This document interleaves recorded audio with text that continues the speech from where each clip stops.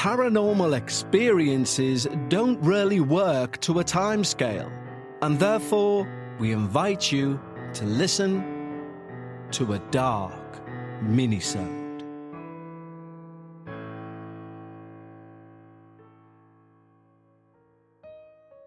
Hello everyone, and welcome back to another Minisode. Of course, this time it's our usual listener Minisode.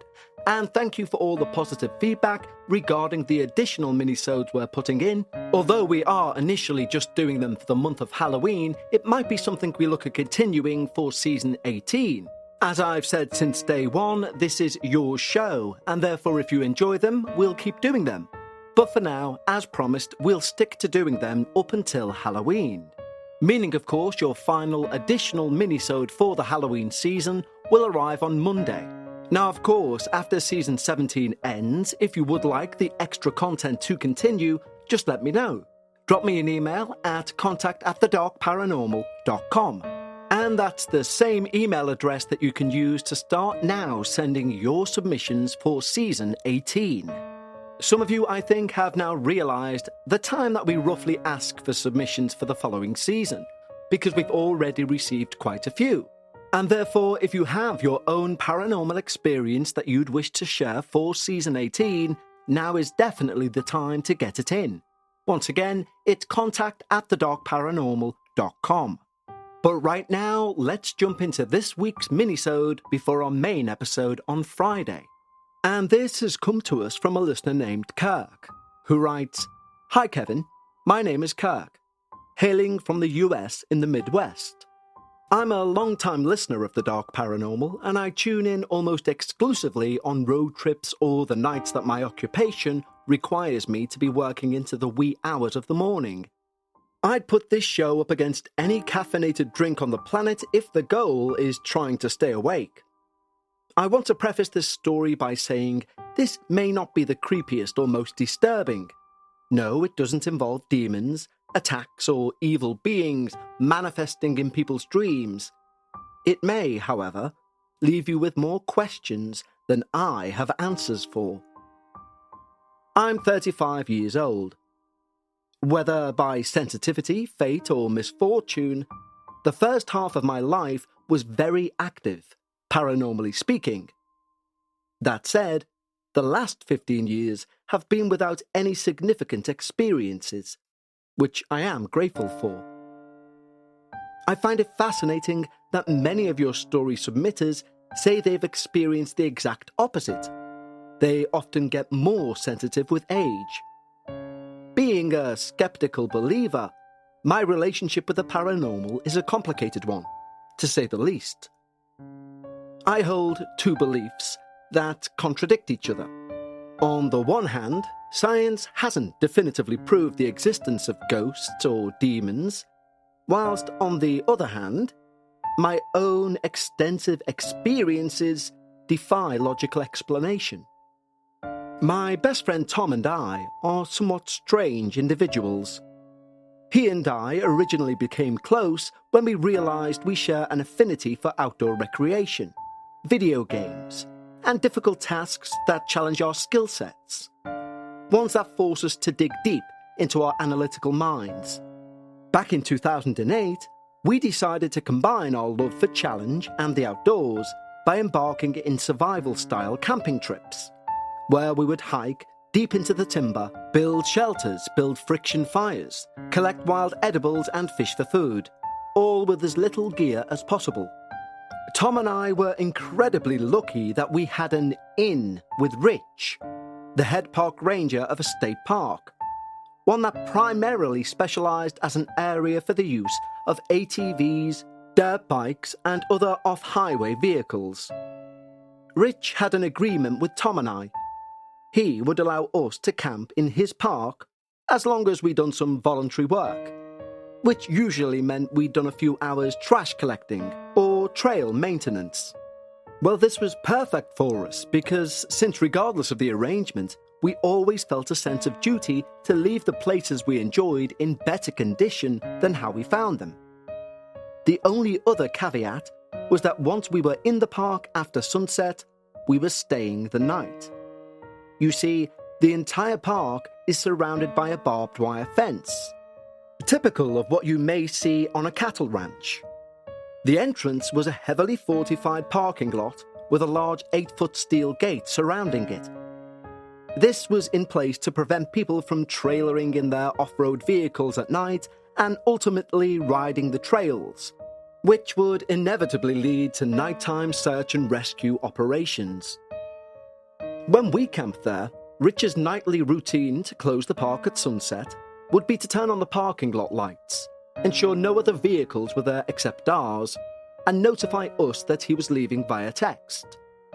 And ultimately, lock the massive steel barrier closed, with us, much to our enjoyment, effectively trapped inside the park. This park rapidly became our favourite spot, and it was here we made some of our most fond memories, just because of the sheer ridiculousness of the situations we placed ourselves in.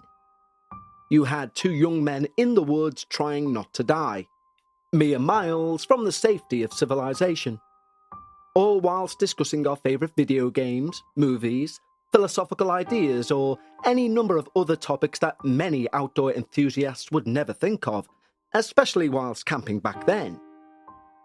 Sadly, our disposition for the park would not last. One thing that would always stand out was the nightly fog. The area was heavily timbered and sat adjacent to a major river, so seeing fog wasn't that much of a surprise with the typical Midwestern humidity levels. But what wasn't normal was how the fog always seemed to be alive, just beyond the veil of being sentient. In individual white and grey clouds, it would flow in the ditches, move perfectly through the trails and around the trees. It would occasionally flow right up to the campsite, but never penetrate our perimeter.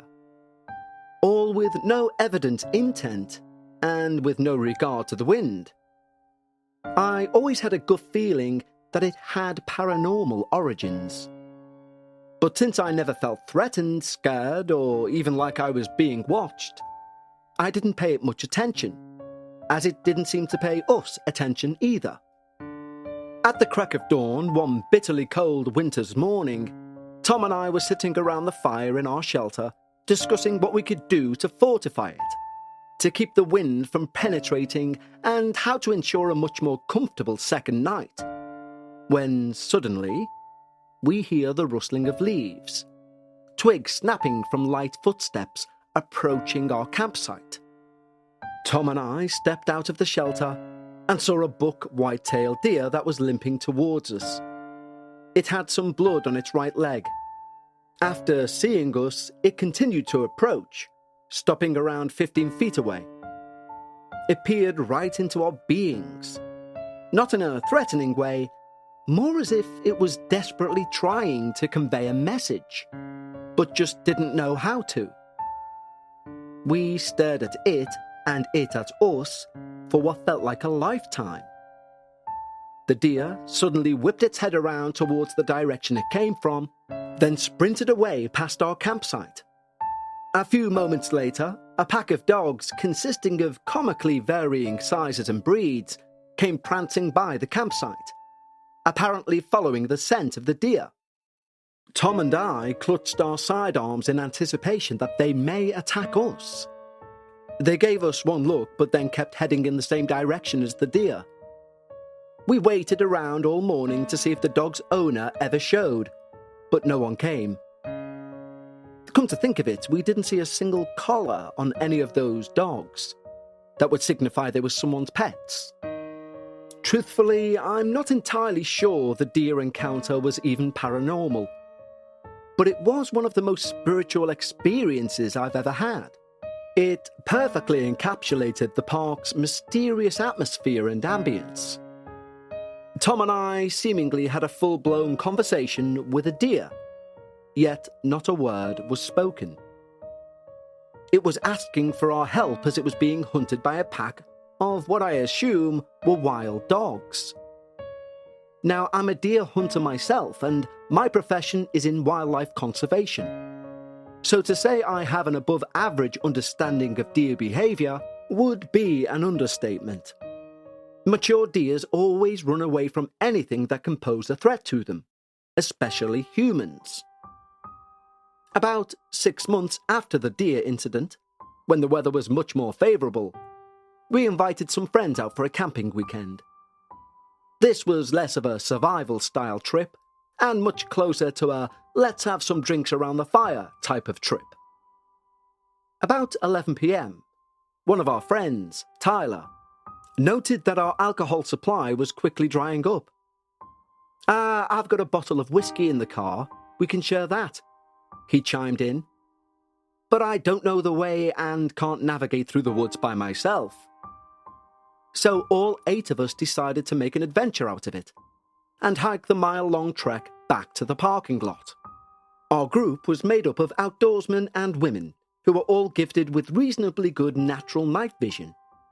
Paired with it being a rather brightly moonlit night, we decided to walk with our torches off. Whilst making our way through the trails, we reached a clearing of the timber that opened up into a field, one which hosted a dirt bike racing track. Suddenly, I bumped into the back of Tyler, who was leading the group and had abruptly stopped. "Who the hell is that?" he said whilst pointing at something 75 yards away in the open field. We all see this humanoid, shadowy figure moving from our left to the right towards the same woodline where our campsite is. I want to take a quick break to talk to you about Rosetta Stone. Now, there are 2 languages I want to learn, French and Italian, and I can do both on Rosetta Stone. Why did I want to learn them? I started to feel slightly embarrassed when I realised I only know one language. When you go over to Europe, the majority of people you run into will speak their native language and English. So I tried a good few of the language learning apps, and then I came to Rosetta Stone and it was night and day. Unlike other apps, you're not charged per language and you will learn those languages fast. It immerses you in so many ways. There's no English translations. You have to speak, listen, and think in the language. And although many apps have speech recognition, Rosetta Stone has true accent, a feature which gives feedback on your pronunciation. And you can learn at your convenience. I use the app, you may prefer the desktop. And value for money-wise, think how much it would cost to be on a course or a one-to-one tuition. Well, today Rosetta Stone is offering you 50% off a lifetime membership to those 25 languages. Don't put off learning that language. There's no better time than right now to get started. And Dark Paranormal listeners can get Rosetta Stone's lifetime membership for 50% off by visiting rosettastone.com/today. That's 50% off unlimited access to 25 language courses for the rest of your life. Redeem your 50% off at rosettastone.com/today today.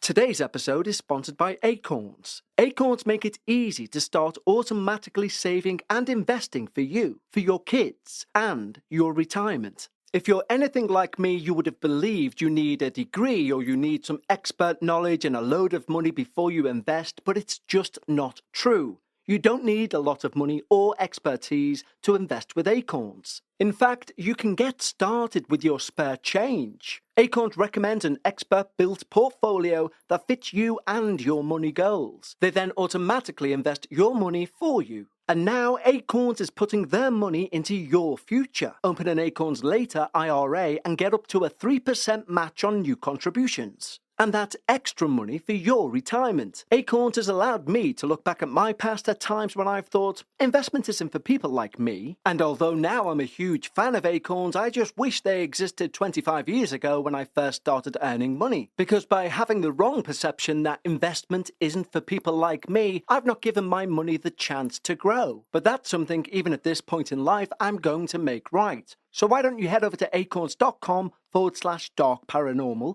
or download the Acorns app to start saving and investing for your future today. Paid non-client endorsements. Compensation provides incentive to positively promote Acorns. Investment involves risk. Acorns Advisors, LLC, an SEC-registered investment advisor. View important disclosures at acorns.com/darkparanormal. The figure was jet black and lacked any transparency. Unlike the normal fog we were used to, each step it took was clearly visible. although it looked like it was animated in slow motion. Yet it was moving at a normal walking pace. We watched intently as it traversed an adjacent trail. Then it appeared to kneel down behind a small bush, where we lost sight of it. In unison, we started running towards it, turning on our torches and finding absolutely nothing. "Okay, that wasn't creepy at all," joked another friend. "This marks the first time I ever noticed any of the fog actually showing some sign of intelligence or intent." It shocked me, because until we ran towards its last seen location, I was convinced we were looking at an actual person. Tom later made a comment to me that he was sure he saw a separate one on the trail following us, but he didn't want to sound the alarm until he felt threatened. Upon hearing this revelation, it hit me that during that time, I was subconsciously suppressing an eerie feeling of the hairs on my neck standing up, that all too familiar sensation of being watched, but unsure from where or by who or by what. After another 15 minutes, we reached the top of a small hill that gave a clear view to the parking lot. I'm now at the front of the group, and we're roughly 150 yards from where our vehicles are. "Hold up!" I hollered back as I raised a fist in the air, signalling for the group to stop. We saw the distinct signature of bright taillights on a vehicle facing away from us, parked and relatively close to our vehicles.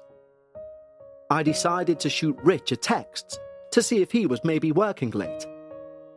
I waited a few moments and received no reply. "All right, that's really weird," I said. "Well, who the hell's vehicle is that? And more importantly, how did they get in since we're the last people in here?" asked another friend. From the small hill we were stopped on, we had to cross a valley, then climb up another small hill to end up at the final stretch of the trail, before entering the parking lot. We do so, and at this point, our group's about 70 yards from this unknown car. I then noticed it appeared to be an old, blacked-out, beat-up 1970s or earlier four-door sedan. Now I'm starting to really worry, thinking that somehow someone's managed to get inside the gate and was trying to loot the contents of our vehicles.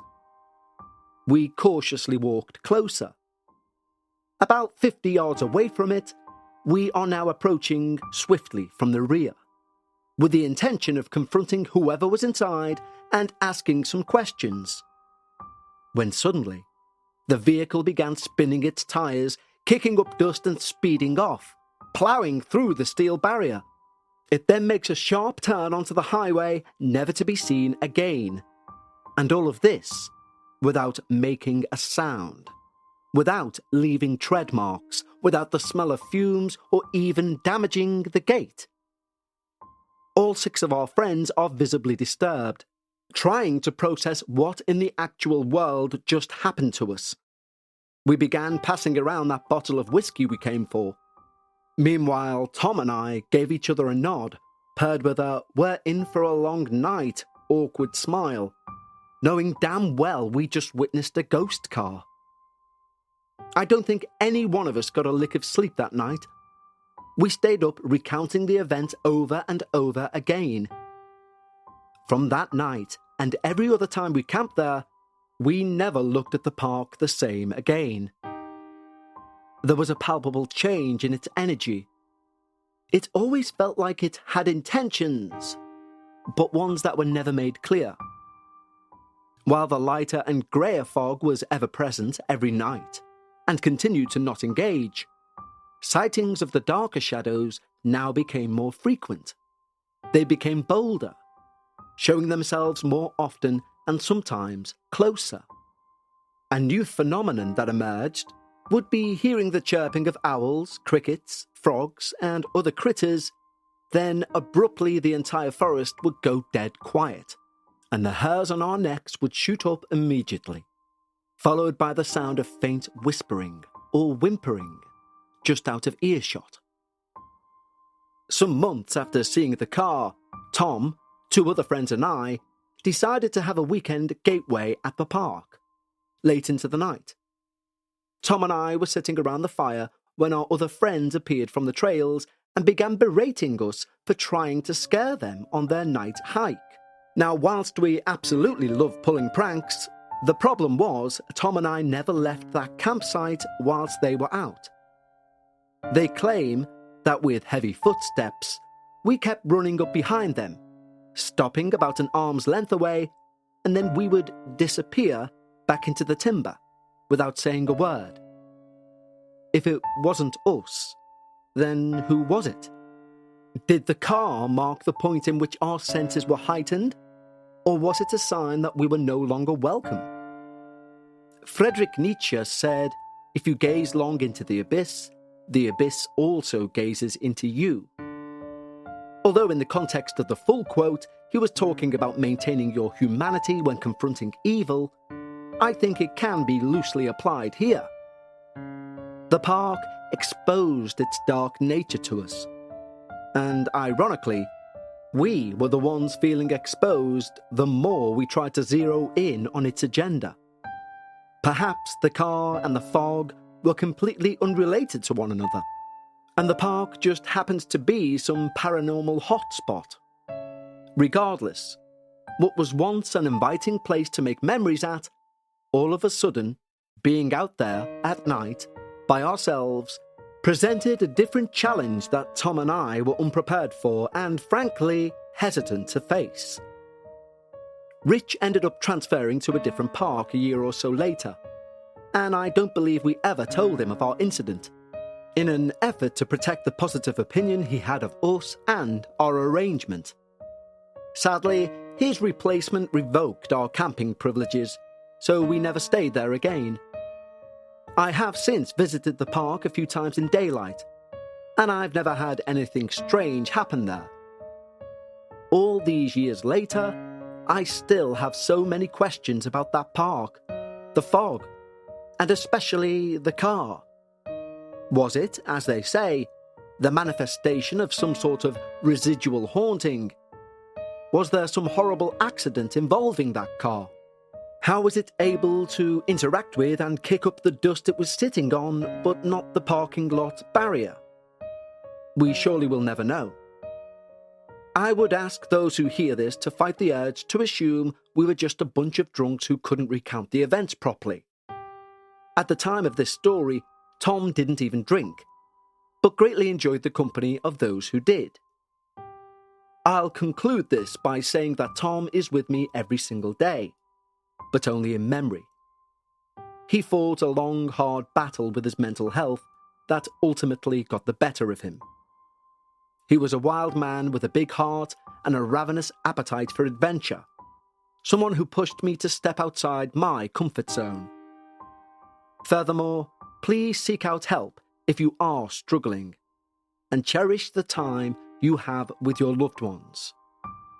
When originally writing this, I had changed the names, but after letting it simmer in my heart, I believe Tom would appreciate being honoured this way, as we always shared an interest for all things paranormal. Thank you, Kevin, your friend from the Midwest, Kirk. Well, thank you, Kirk, and I'm so sorry for the loss of your friend Tom. I'm sincerely grateful that you kept the names authentic and real in order to honour Tom in such a way. That's a privilege and an honour for this show. And of course, I will reiterate your message that if anyone is struggling with their mental health in any way, shape or form, do be sure to speak to someone immediately, be it a friend, family member, or a medical professional. The biggest mistake you can make is to think that people won't want to listen and that people don't care. They do. So Kirk, thank you so much for providing this week's minisode. You were right from the start. It does leave more questions than we will ever have answers for, and our sincere condolences for the loss of what sounds like a truly great friend. And so here we'll wrap up Kirk's amazing experience of battling your rational senses and what you're physically experiencing It's certainly a brave person who tries to give a logical explanation to what you've just described.